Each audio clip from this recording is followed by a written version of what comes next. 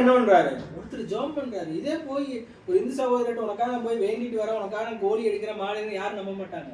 ஆனா கிறிஸ்தவக்காரங்க உனக்காக ஜெபம் பண்றேன்னு சொல்லும் போது அவங்க நிச்சயமா அவங்க நம்புவாங்க. நம்மளுக்காக என்ன பண்ணுவாங்க, மெழுகுவர்த்தி ஏந்தி கண்டிப்பா ஜெபம் பண்ணுவான்னு நம்புவாங்க. அப்போ நீங்க செய்ய வேண்டிய இந்த வசனத்தை போய் நீ சொல்லி பிரசங்கம் பண்ணி பாட்டு பாடி அவங்க கொண்டு வர முடியாது. அவங்களுக்கு ஆறுதலான ஒரு வார்த்தை, உனக்காக நான் ஜெபம் பண்றேன், இதுதான் நற்செய்தி. இதுதான் நற்செய்தி. அவங்களுக்காக ஜெபம் பண்ணுங்க. அவங்க நம்மள்கிட்ட இன்னொரு நாள் நீ பண்ண ஜெபத்துல கடவுளுக்கு விடுதலை கொடுத்தாருன்னு அவங்க மனம் மாறி கடவுளை ஏற்றுக்கொள்வாங்க. இன்னைக்கு எல்லாருமே சொல்றோம், போன வாரம் கூட கோயில சொன்னது, இன்னைக்கு எல்லாமே மனம் மாறிய கிறிஸ்தவர்கள். நம்ம எல்லாருமே மதம் மாறிய கிறிஸ்தவர்கள் இல்லை. மதம் மாறினா பேரளவுத்த கிறிஸ்தவர்களா இருப்போம். நம்ம எல்லாம் மனம் மாறினதாலதான் நம்முடைய வேதத்தை எடுத்து தியானிக்கிறோம், கிறிஸ்துவனுடைய மேல் அன்பை வைத்திருக்கிறோம். நம்ம எல்லாரும் மனம் மாறிய கிறிஸ்தவர்கள். இன்னைக்கு பேருக்கு தான் எல்லாத்தையும் மதம் மாத்துறாங்க சொல்றாங்க. ஆனா இன்னைக்கு எல்லாருமே நம்ம மனம் மாறிய கிறிஸ்தவர்களானதாலதான் இன்னைக்கு நம்முடைய சந்ததி இந்த அளவுக்கும் உயர்ந்ததாக இருக்கிறது. அன்பானவர்களே, நம்முடைய இருதயத்தினுடைய வேண்டுதல், நம்முடைய கவலைகள் எல்லாருக்கும் நல்ல வேலை இருக்குதோ நல்லா இருக்கிறோங்கிறதே இல்லை. ஏதோ இருதயத்தின் ஓரத்துல நம்மளுக்கு உண்டான கவலைகள் இருக்கும், வேதனைகள் இருக்கும், வடு இருக்கும், நம்மளுடைய வேண்டுதல் இருக்கும், நம்முடைய குடும்பத்தை பற்றியதான கவலைகள் இருக்கும். இவை எல்லாவற்றையும் கடவுள் நமக்கு மாற்றி தரக்கூடியவராக இருக்கிறார். அப்போ கடவுள் அவரிடத்திலே நம் மனமகிழ்ச்சியாக இருக்கிற பொழுது கர்த்தர் அவர் நம்முடைய இருதயத்தினுடைய வேண்டுதல்களை நமக்கு அருள் செய்கிறவராக இருக்கிறார். அப்படிப்பட்ட ஆண்டவரை நாம் இறுக பிடித்துக் கொண்டு இந்த ஆண்டினுடைய துவக்கத்தை நாம் செய்வோம். எல்லாம் சொன்ன போல அடுத்த வாரம் போலாம் நான் சொன்னேன், அடுத்த வாரமெல்லாம் போய் எந்த பிரயோஜனம் கிடையாது. புதிய ஆண்டுல நம்ம 2ஆம் தேதி நம்ம போலாம் போது அவங்க நாள் 2ஆம் தேதி கொடுக்க முடியாது. அப்போ முதல் ஞாயிற்றுக்கிழமைனா அது எவ்வளவு நேரம் ஆனாலும் பரவாயில்ல, நம்ம கோயில் முடிச்சுட்டு இந்த வாரம் அவங்க போய் நம்ம இருக்கிற மக்களை நம்ம போய் சந்திச்சுட்டே ஆக வேணும். அவங்க 10 பேர் இருந்தாலும் சரி, 50 பேர் இருந்தாலும் சரி, 3 பேர் இருந்தாலும் சரி, யார் வராங்களோ அவங்கள போய் நம்ம சந்திச்சுட்டு அவங்களுக்காக நம்ம ஜெபம் பண்ணிட்டு வாழ்த்துக்காக நம்ம கொடுத்துட்டு வரோம்னு நம்ம கிளம்பி வந்தோம். ஆகவே ஆண்டவர் உங்களுக்கு கொடுத்த வாக்கு தத்துவத்திலே நீங்கள் நிலைத்திருங்கள். உங்கள் மேல் கடவுள் அனுக்கிரகம் பாராட்ட வேண்டும், அவருடைய கிருபை உங்கள் மேல் இருக்க வேண்டும் சொல்லி நாங்களும் கடவுளிடத்தில் வேண்டிக் கொள்கிறோம். இந்த வாக்கு தத்துவத்தின்படி கடவுள் உங்களை ஆசீர்வதிப்பாராக. ஆமென். ஜெபம் செய்வோம். மகா இரக்கம் கிருபை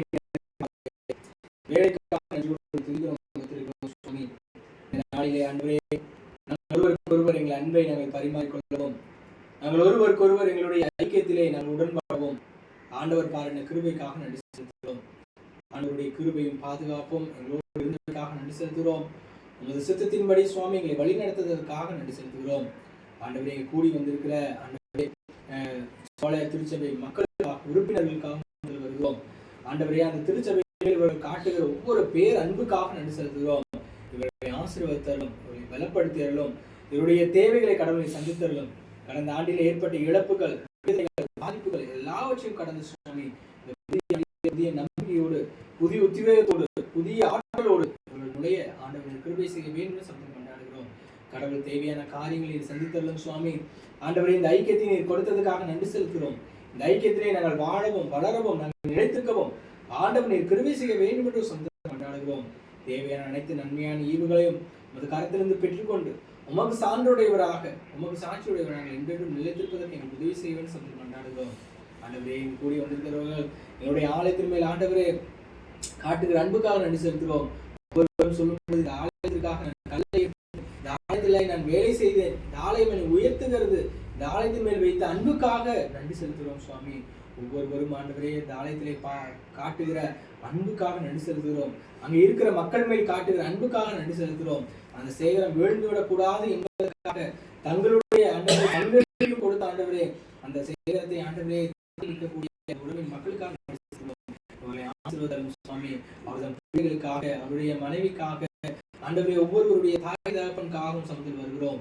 அவர்கள் எல்லாம் ஆசீர்வதியும் சுவாமி. பலவீனப்பட்டிருக்கிற பொழுதும் கூட ஆண்டவர் கரத்தில் நீர் கொடுத்து பாதுகாத்துக்கொள்ளும். பிள்ளைகள் நாளை முதல் ஆண்டவரே பள்ளி செல்ல இருக்காங்க சுவாமி. பிள்ளைகளை பாதுகாப்பை கொடுத்தார்கள், நல்ல பராமரிப்பை கொடுத்தார்கள் சுவாமி. ஓகே, வரத்தின் ஆசீர்வாதத்திலும் இந்த புதிய ஆண்டு புதிய நன்மையினால் அவர்கள் நிரப்பியறலும்.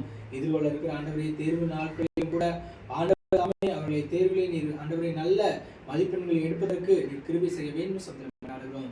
எல்லாவற்றையும் கருத்தில் கொடுக்கிறோம். இது ஆட்சிப்படுத்தும், ஆண்டவரை வழி நடத்தும்.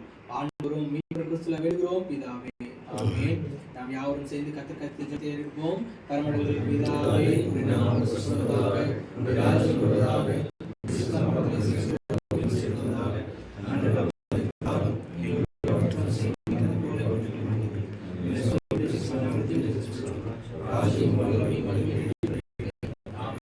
நம்முடைய ஆண்டவர் மீட்பருமாக இயேசு கிறிஸ்துவின் பிதாவாகிய தூய ஆவியின் ஐக்கியமும் வழிநடத்தலும் பாதுகாப்பும் அனைவரோடும் மக்களோடும் பிள்ளைகளோடும் செய்கிற பணிகளோடும்